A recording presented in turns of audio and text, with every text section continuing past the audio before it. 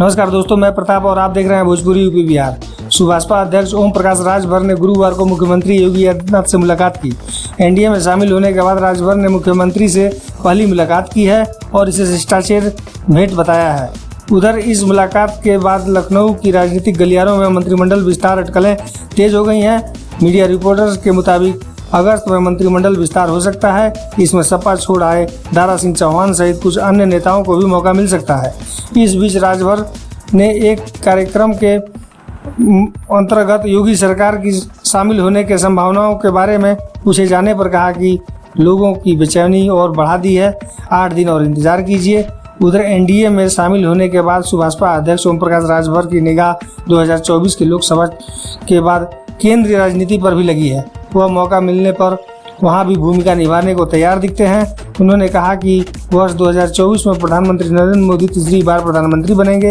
Hindustan times के काफ़ी with HD कार्यक्रम में गुरुवार को ओम प्रकाश राजभर ने कहा कि उन्हें पूरा विश्वास है कि प्रधानमंत्री नरेंद्र मोदी के नेतृत्व में केंद्र में एनडीए की तीसरी बार सरकार बनेगी। तो क्या वह केंद्र सरकार में शामिल होंगे? इस पर उन्होंने कहा कि हाँ, बिल्कुल, क्यों नहीं। इसे हमारी राष्ट्रीय पार्टी का स्तर पर देखी जाएगी।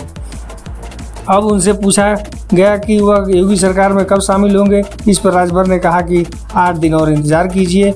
हमने केंद्रीय गृह मंत्री अमित शाह से बात की थी। उन्होंने कहा कि 8 दिन रुकिए। राजभर ने कहा कि हम 8 दिन इंतजार के बाद फिर उनसे मिलेंगे।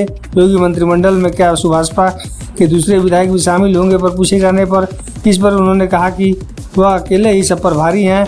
उन्हें जातिगत जनगणना के मुद्दे पर समर्थन किया है और कहा कि वह इसके साथ हैं। बार बार दल बदलने के सवाल पर राजभर ने कहा कि लोग कमज़ोर व उंगली उठाते हैं, ताकतवर पर नहीं। समाजवादी पार्टी ने भी तो कांग्रेस और बसपा से गठबंधन किया, लेकिन मुझ पर ही क्यों निशाना बनाया जा रहा है। दोस्तों, वीडियो को लाइक करें, चैनल पर सब्सक्राइब जरूर करें और अपनी राय कमेंट बॉक्स में ज़रूर दें।